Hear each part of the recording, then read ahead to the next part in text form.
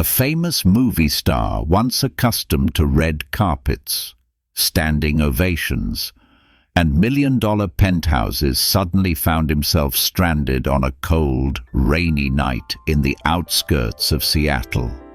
His luxury sports car, worth hundreds of thousands of dollars, sat silently by the side of the road.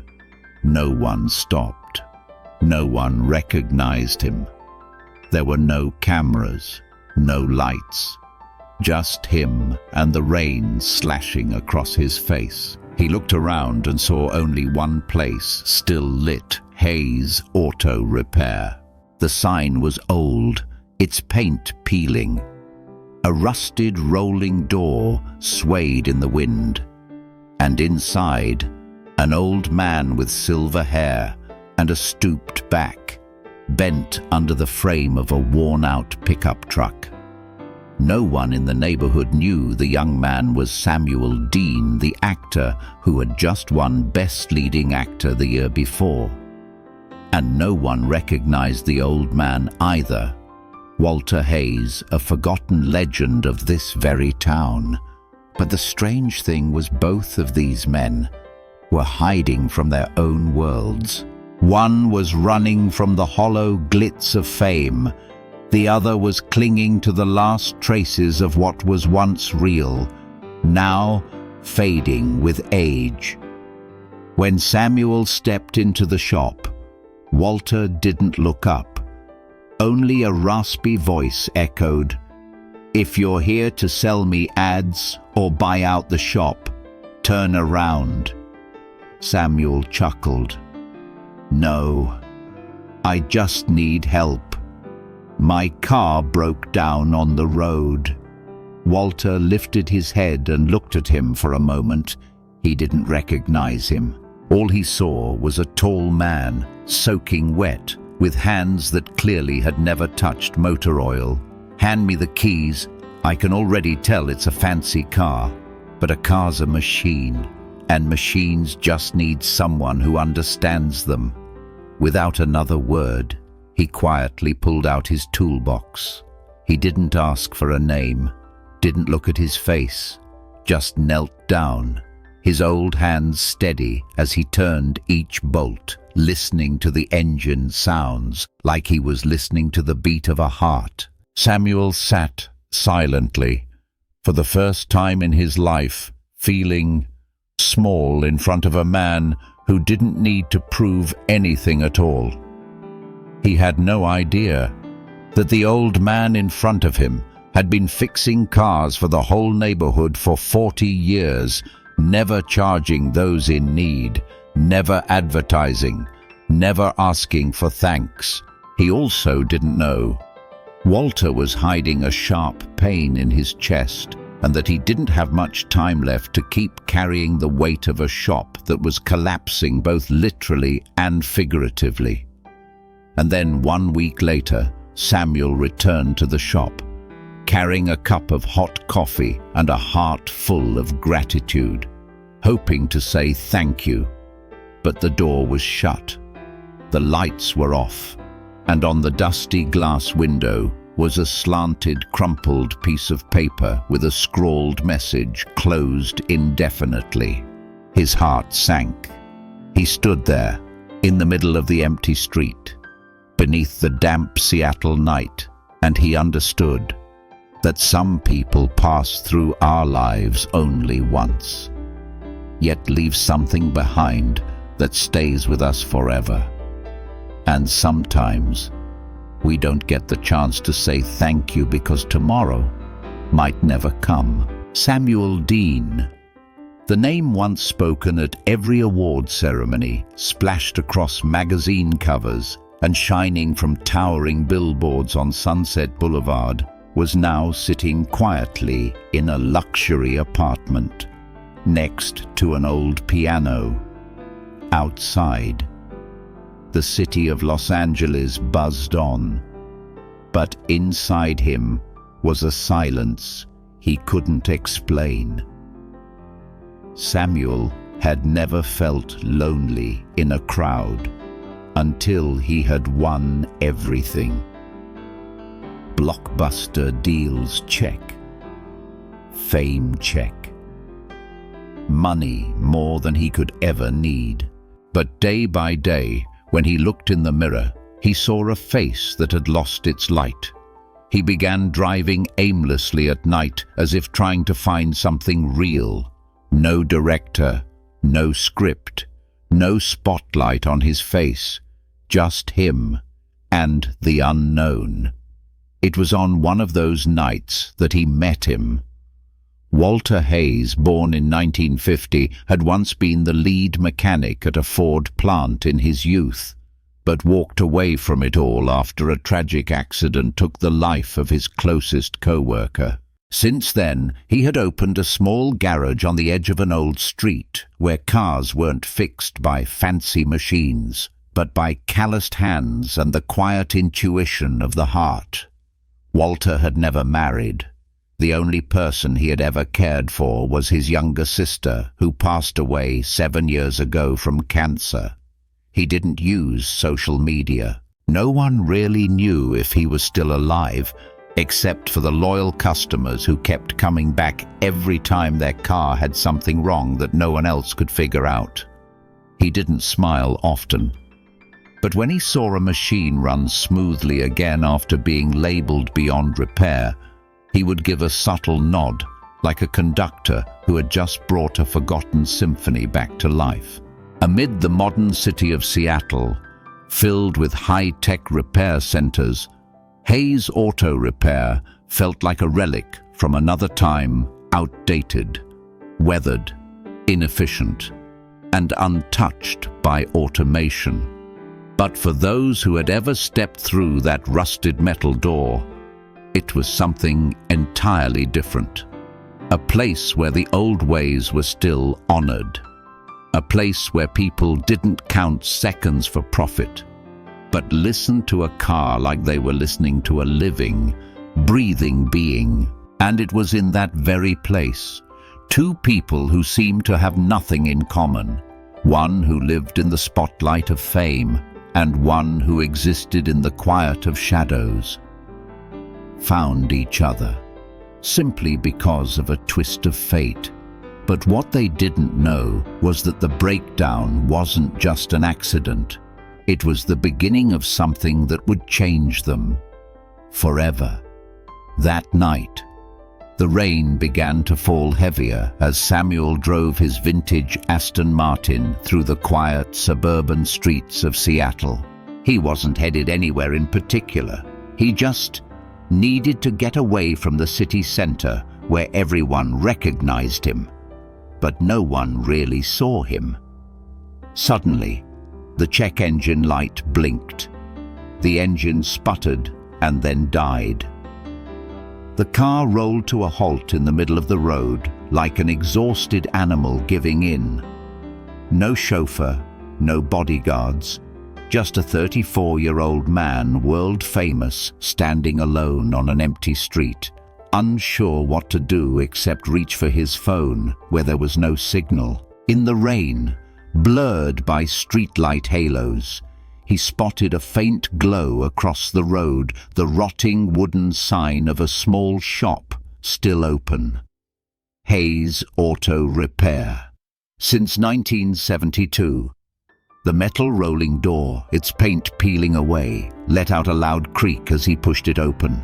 Inside, under the harsh yellow glow of a flickering fluorescent light, stood a thin man with stark white hair, eyes marked by crow's feet, but sharp, intensely alert. Walter was hunched beneath the chassis of an old pickup truck, hands covered in grease, not even glancing up when someone entered. "If you're here to sell insurance or pitch me on crypto, turn around."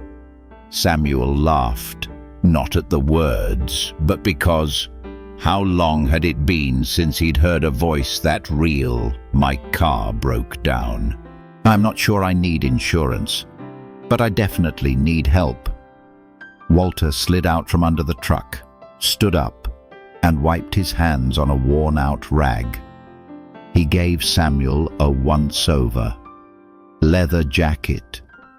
Italian shoes, an expensive watch, fancy car, not exactly cheap. Samuel shrugged.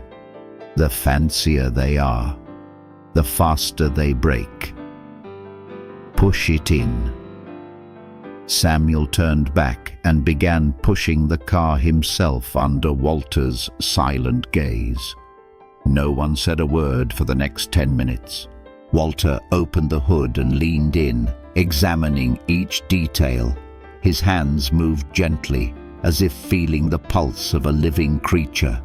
No scanners, no digital displays, just a mechanical stethoscope, an old flashlight, and ears tuned so finely it felt like the engine was whispering to him. Samuel stood nearby, arms crossed, eyes following every movement. For the first time in his life, he saw someone healing something, not just fixing it. "Why don't you hire help?" Samuel asked. "I tried." But they didn't want to learn. They just wanted to replace parts fast, overcharge, then go home. Me, I want to know why it broke. Samuel gave a quiet nod. Walter looked at him for the first time a little longer. "What do you do?" "I tell stories." "Ah, a writer?" "No, an actor." Walter smirked, not surprised, not impressed. Just said, "I don't watch much TV, but if you know how to listen, there's something you might learn here." When the engine roared back to life, Samuel looked at the dashboard glowing brightly and felt nothing until the old man said, "No charge. It was an easy fix. At least let me pay you back with a cup of coffee." Walter gave a faint smile.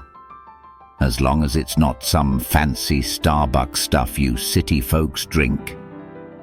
Samuel laughed again, and he couldn't remember the last time he'd laughed that naturally. As he walked away, he glanced back, saw Walter wiping his hands, head down, returning to the old pickup truck. No goodbye, no handshake, just quietly, continuing his work. Samuel didn't know exactly what place he had just walked out of, but he was certain it wasn't just a repair shop. It was a place where decency still lived. That night, back in his penthouse apartment overlooking the city skyline, Samuel sat motionless by the window, a now cold cup of coffee still in his hand. He didn't turn on the TV. He didn't play music. He just let the memory return, every tiny detail of that worn-down garage. The old man named Walter never asked who he was, never took a photo, didn't care how many millions of people followed Samuel on social media. To Walter, Samuel was just someone who needed help and a car that needed fixing. For the first time in his life, Samuel witnessed someone working not for money, not for fame, not for efficiency, but simply because the man believed, if you're going to do something, do it right. Samuel didn't sleep that night. The next morning, he opened his laptop, typed Hayes Auto Repair, Seattle. An outdated website popped up, a design straight out of the 90s, no promo videos, no star ratings. Just one sentence. "We don't promise fast, we only promise right." He scrolled down and found grainy old photos of a younger Walter standing in front of the shop, wearing a faded coverall, holding a wrench. His face was stern, but his eyes were glowing. Below the pictures was a comment section filled with small stories left by customers, stories that no one read, except those who truly cared. My car broke down the day I was supposed to take my mom to the hospital. Walter worked through his lunch break, didn't charge me a dime. He fixed my dad's old car so I could drive it to the funeral. I'll never forget that. When I was unemployed, Walter let me pay in installments. But when I came back to give him the rest, he refused. Said, "You tried to live right. That's enough." Samuel felt his throat tighten.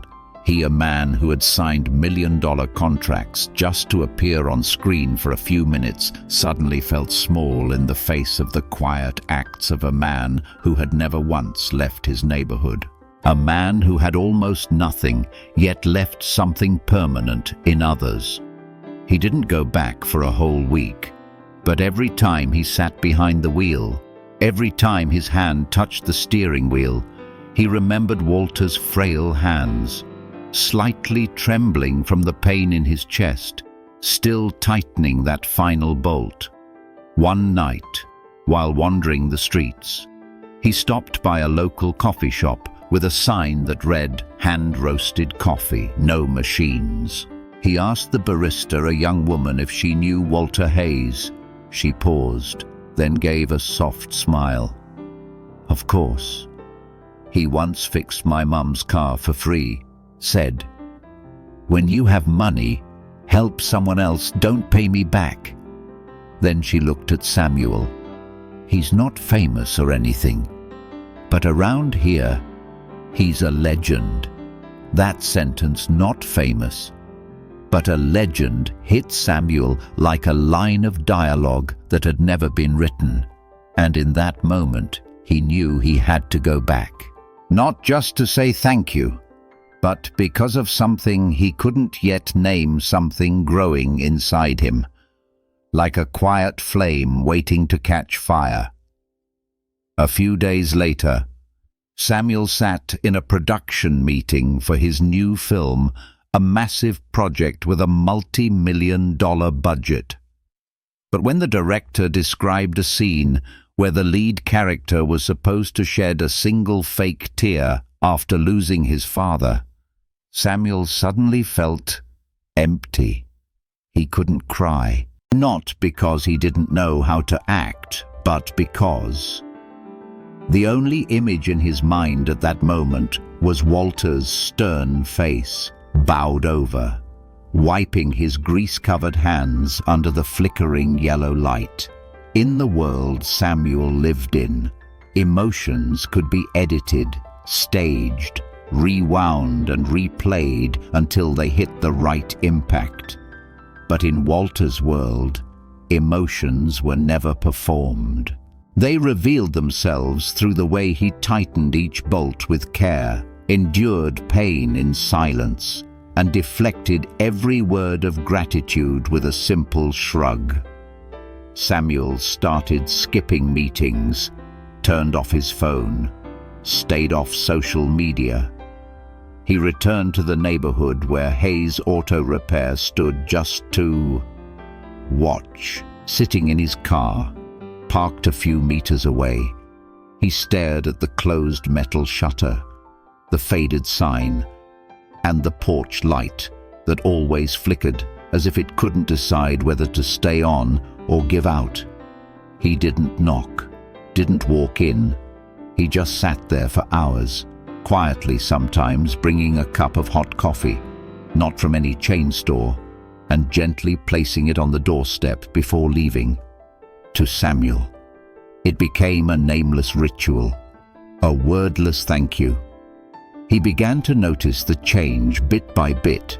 He started washing his car by hand, just as Walter had. He replaced the ceiling lights in his apartment himself, learned how to fix a leaking faucet instead of calling for service.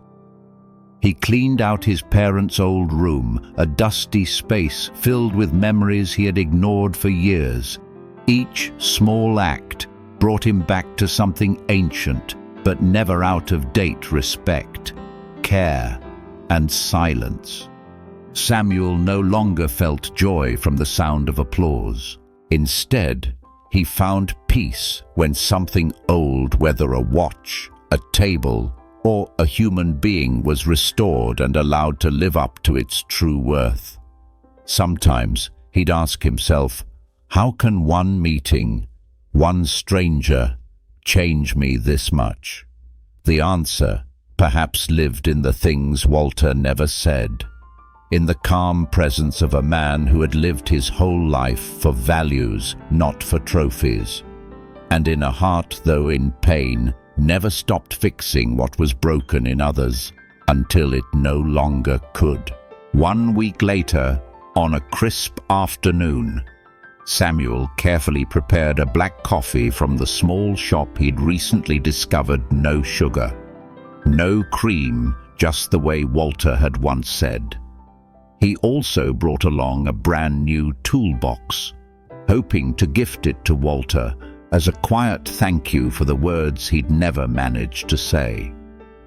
His car rolled slowly down the familiar street, where the sign Hayes Auto Repair still sat quietly nestled between more modern storefronts.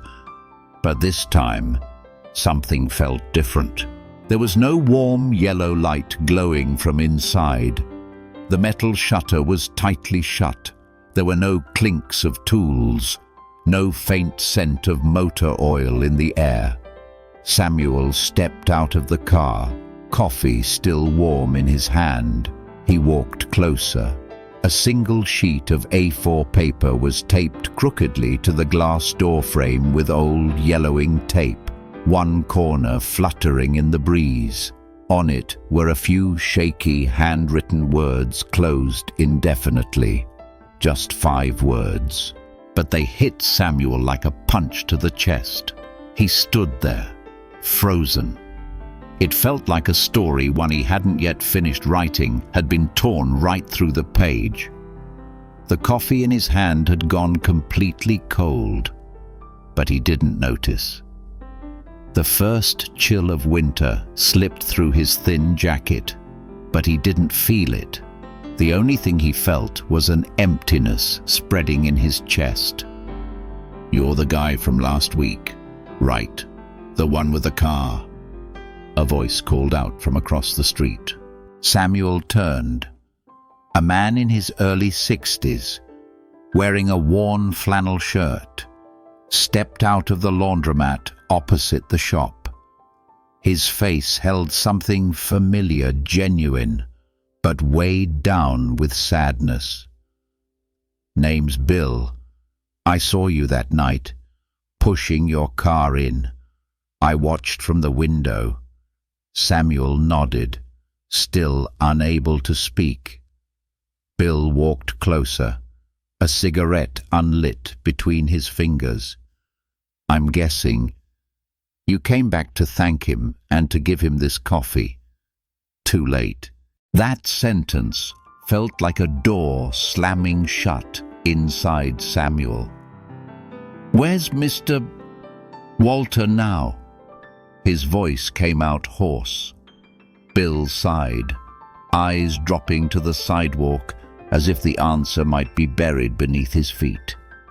3 days ago, a regular came by looking for him.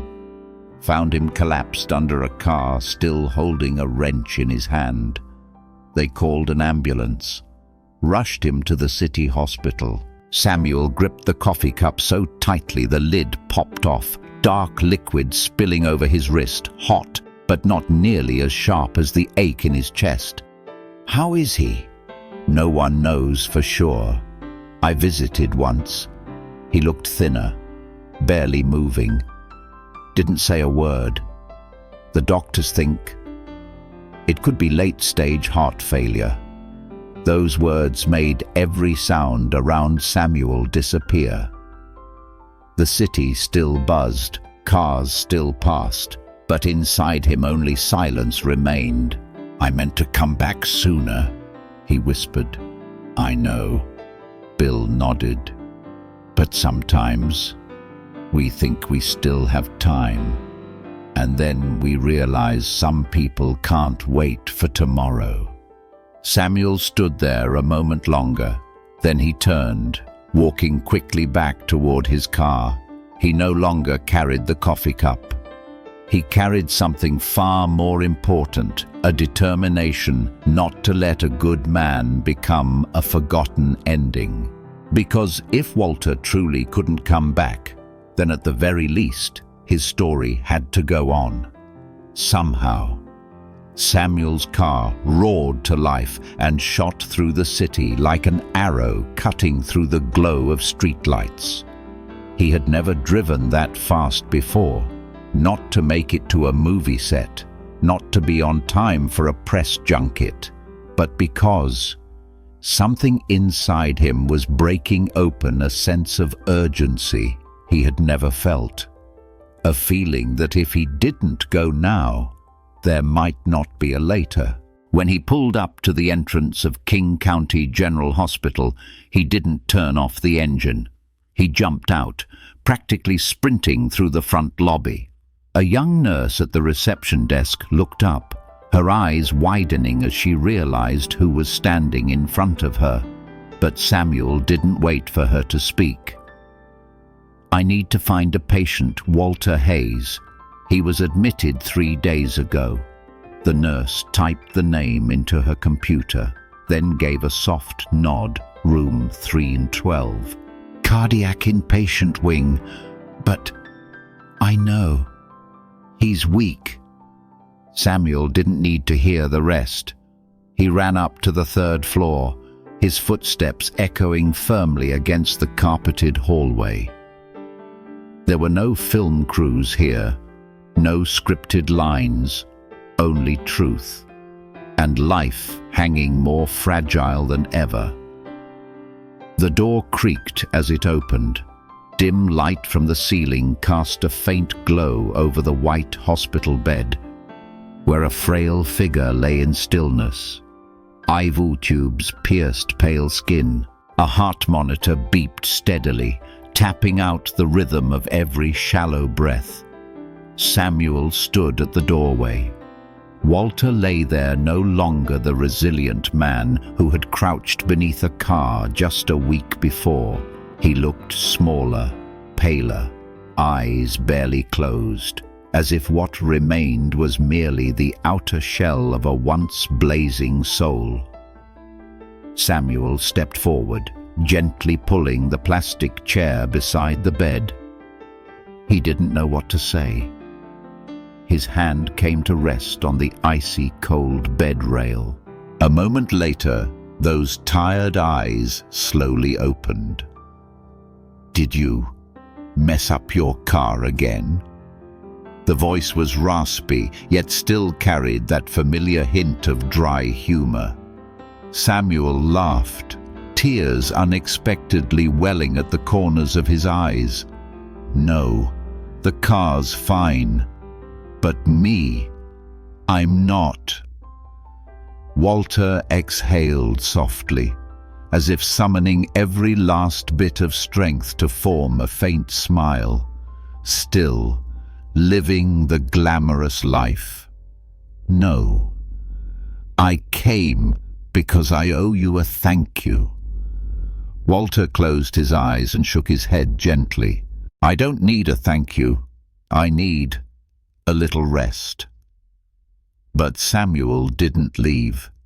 He told him about the nights he returned to the neighborhood just to sit and watch the Hayes auto shop from afar, about the old review comments he read through until morning, about how Walter had changed the way he saw life, not through some grand moral speech, not through a dramatic lesson, but simply by quietly doing what was right, even when no one was watching. Walter stayed silent. His eyes cracked open, gazing at the ceiling as if watching a slow replay of the film of his life. "I guess I didn't live too badly." "Huh, not badly." Samuel nodded. "You lived greatly."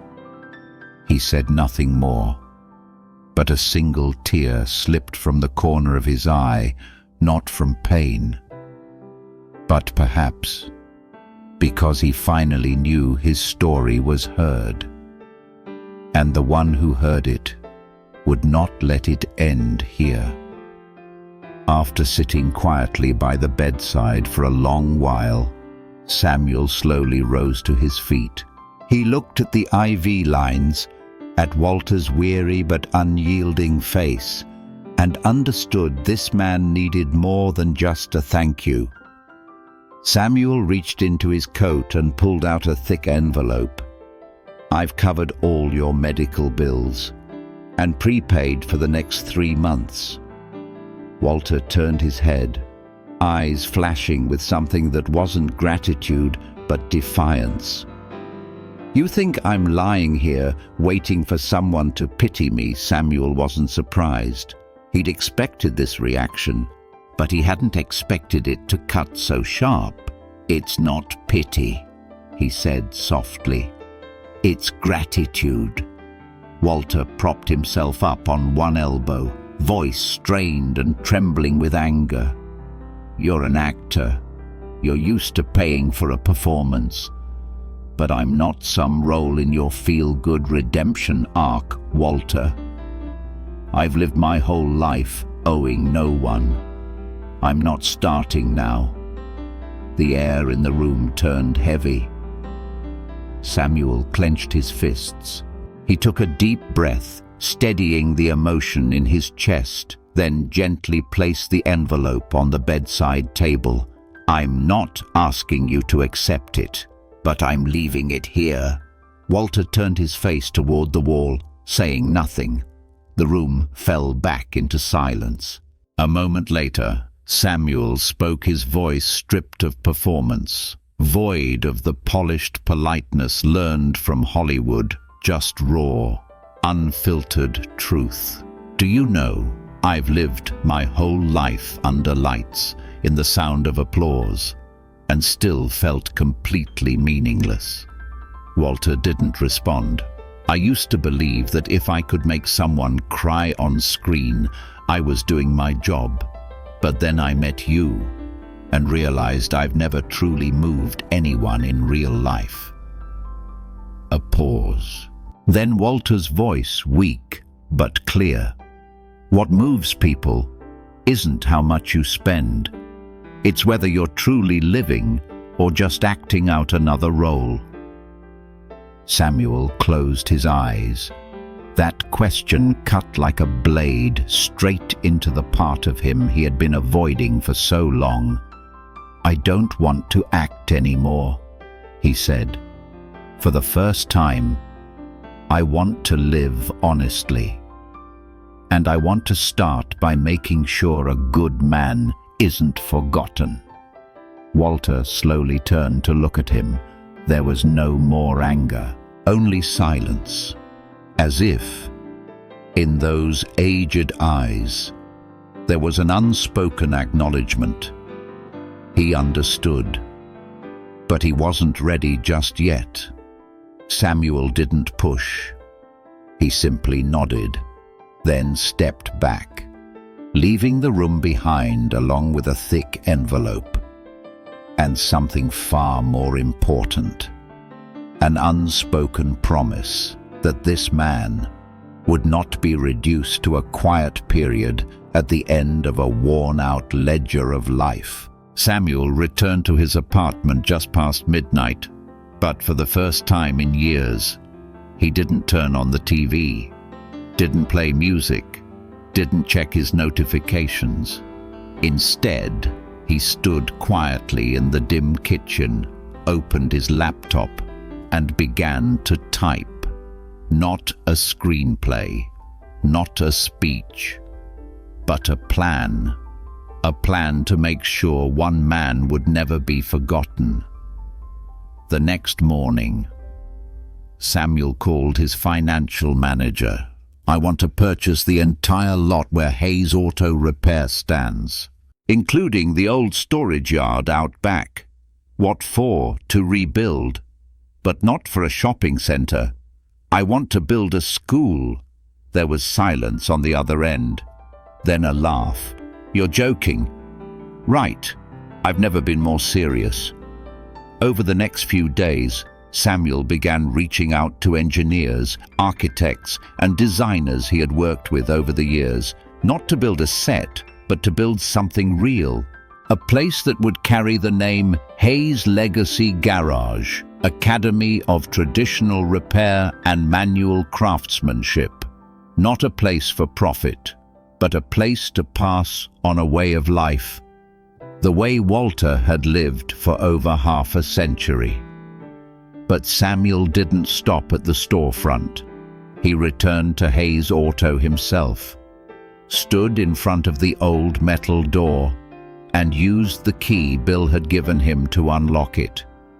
Inside, everything was covered in dust, unfinished cars, open toolboxes, and on the workbench still sat the paper cup of coffee he had once left behind, now dried and hardened with time.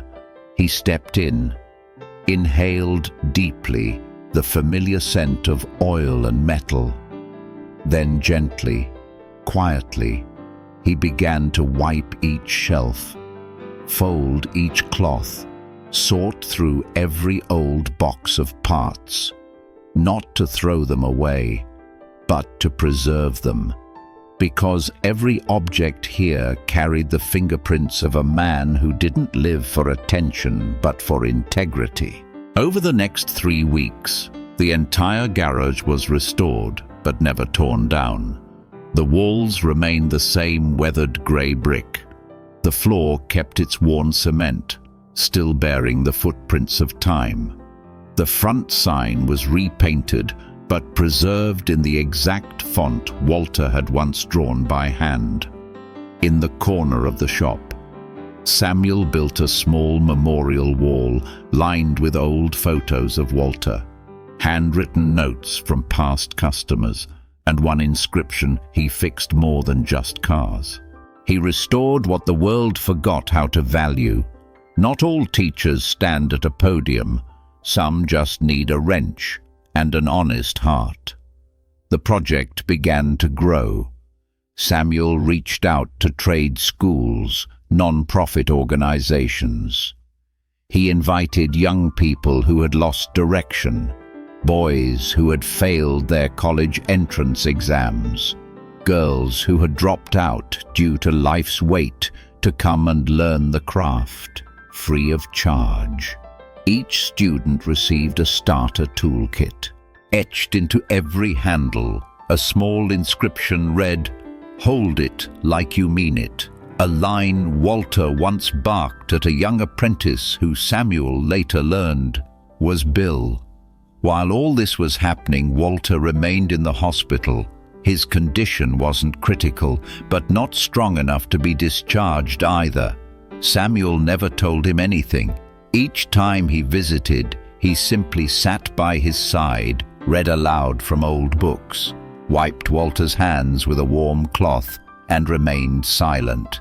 Because this time, Samuel understood, sometimes the most powerful way to say thank you is not through words, but through what you do. That morning, the sun peeked gently through the Seattle sky, a rare sight. Flyers had been passed around, but no one truly expected much. What was so special about an old garage being reborn, and yet, by 9 a.m., people began to gather. Familiar faces. Bill, the laundromat owner from across the street, stood at a distance, hands in his pockets, eyes glistening. A young woman who once shared how Walter had fixed her mother's old car when they didn't have a single dollar to spare. An older man with silver hair, carrying a worn-out helmet, saying it was a lucky charm Walter gave him back in 1994. And then there were the young ones, teen boys in crisp new coveralls, girls holding a wrench for the very first time. They lined up outside the shop, unsure what they were about to learn, but sensing something greater than just skill. They came to carry something forward. At 10 a.m., M. Samuel stepped out from inside the garage, not as an actor, not as a celebrity, just a man in a mechanic's uniform, hands stained with grease, wearing a genuine smile. Above him, newly mounted, the sign read, Hayes Legacy Garage. In honor of a man who fixed the world quietly, one bolt at a time. Hayes Legacy Garage. Since 1972. Because some things deserve to be done right. The whole neighborhood applauded, but not too loudly. A soft, respectful clap that somehow made Samuel's heart swell and ache at the same time. He raised his hand, gently signaling for quiet.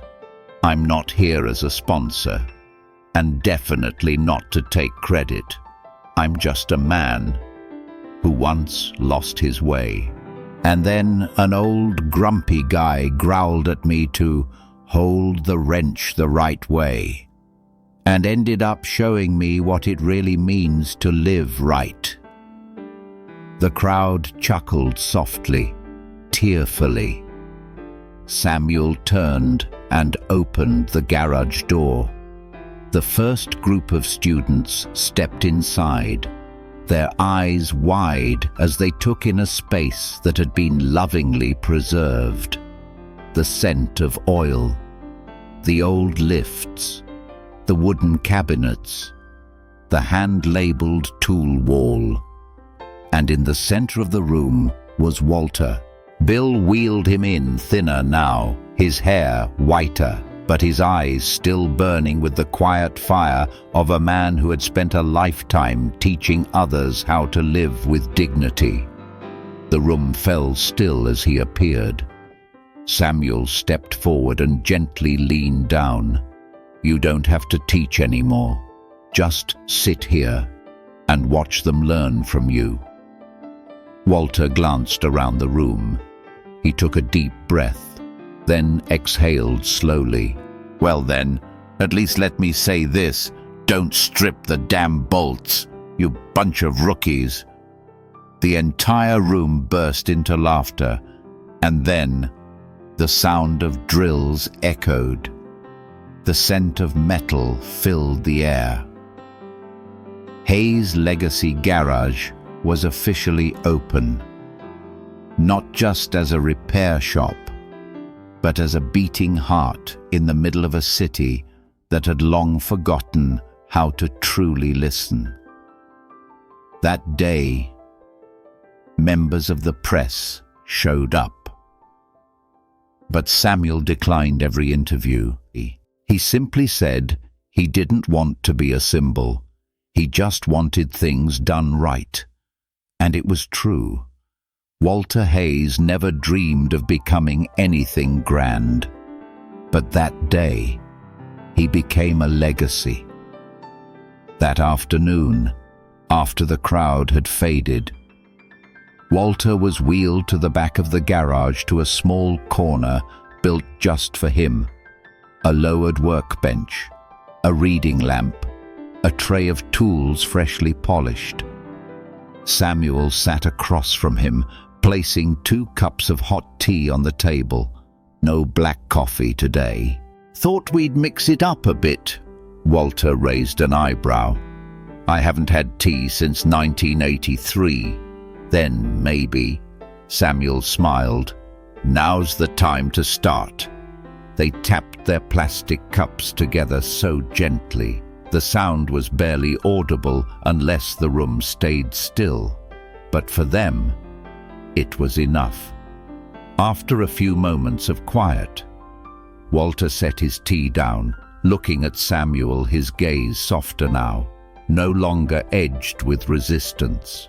You did all this just because I fixed your car that one night, no? Samuel replied, because you fixed the way I see the world. Walter gave a slight nod. His aging eyes glistened, but he turned away, unwilling to let anyone see the tears forming. A while later, he spoke again. "I used to think, if I accepted help, it meant I was weak, that I'd betrayed everything I stood firm on my whole life." And now, Samuel asked. Walter looked around, at the young apprentices wiping tools with care, at the light laughter rising from the work bay, at the sign glowing warmly beneath the late afternoon sun. "Now I think, maybe letting others help you is also a kind of strength." Samuel smiled, saying nothing. It was the kind of silence that said everything. As he stood to leave, Walter suddenly called out, "Hey, kid." Samuel turned. It had been a long time since anyone had called him kid, and no one had ever done it in a way that made him feel this warm inside. "I'm still not taking that envelope from the other day." "I know," Samuel replied, "but if you wanted to stick around for a while, help out with the kids, share a bit of what you know." Walter looked him in the eye for the first time with trust that no longer needed to hide. "Then I wouldn't stop you." An unspoken invitation, a quiet nod from a man who had spent a lifetime turning down every offer of help. Samuel nodded back, heart tightening not from sorrow, but because he knew Walter was finally letting go, not just of the work, but of the weight he'd carried alone. He was no longer just the man who gave endlessly. He was now a man willing to let someone in to carry the rest of life's journey together. Walter looked out the window. The last golden light of the day spilled across his silver hair. He closed his eyes, breathed in, slowly, deeply, peacefully. Because for the first time in many years, he no longer had to hold it all up on his own. He had seen he was not forgotten.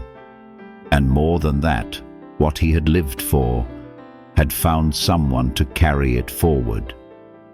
The following month, Hayes Legacy Garage officially opened its first class, 18 students. There were no entrance exams, no resumes, only one requirement: the patience to listen to the car and to themselves. Each day, Walter was wheeled to his corner of the garage. He no longer had the strength to stand or teach, but he watched. Every now and then, he'd tap his cane gently on the floor, signaling to a kid holding a screwdriver the wrong way, and that kid would learn to grip it right, not just in form, but with the kind of respect owed to an honest trade. Samuel stayed. He didn't take a paycheck. He no longer acted. He simply stood quietly behind the scenes, guiding the students in discipline, teaching them how to repair not just engines, but how to treat customers with decency. The media came knocking, again and again. Samuel refused every interview. He left only a handwritten note taped to the wooden door frame. "This is not a place for making stars. It's a place to remind us that simple things, when done with heart, last longer than any title ever will." One day, Walter stopped coming to the garage. There was no grand funeral, no headlines, just one quiet evening, when the entire garage turned off its lights for a single minute of silence. Samuel stood before the memorial wall and placed an old wrench, the last one Walter ever used, onto the wooden table. He didn't cry, but his eyes were red. A young student approached quietly and asked, "Do you think he knows we're doing our best?" Samuel looked at him, then gave a gentle nod. He doesn't need to see, because he planted the seed, and now it's our turn to keep growing. Years later, that first class graduated. One of them opened his own garage. Another became a vocational teacher at a local high school. The rest returned to serve as mentors at Hayes Legacy Garage, wherever they went. People didn't just remember their solid skills. They remembered the way they looked down at a car before fixing it, steady, calm, and full of reverence. One late evening, as the sun dipped below the horizon, Samuel stood alone beneath the old sign. The breeze passed softly. The fading light glinted off the weathered words, "Because some things deserve to be done right." He smiled quietly. No one remembered he had once been a movie star. But here, he was the one carrying on the story of an old man, not famous, but who lived right.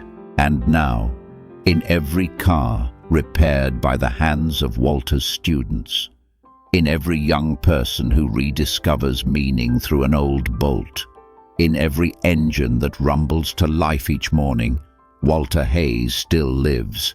If you've ever met someone who quietly lived with integrity, even when no one was watching, if you've ever been helped by a stranger with no strings attached, no expectation of thanks, or if you yourself have ever felt small in a world that moves too loud, too fast, then this story is for you. Because sometimes we don't need to become someone great. Sometimes just doing what's right and doing it with our whole heart is enough to leave a mark. If the story of Walter Hayes touched you, share it with someone who might need a gentle reminder. You are not forgotten. What you do, even the small things, matters, and someone out there sees it. Leave a comment below. Who is the quiet hero in your life? Who knows? Maybe your thank you today could be what warms someone's heart tomorrow. And if you believe the world needs more Walters out there, hit like, subscribe, and share this story. And for a world where kindness still gets passed on without the spotlight,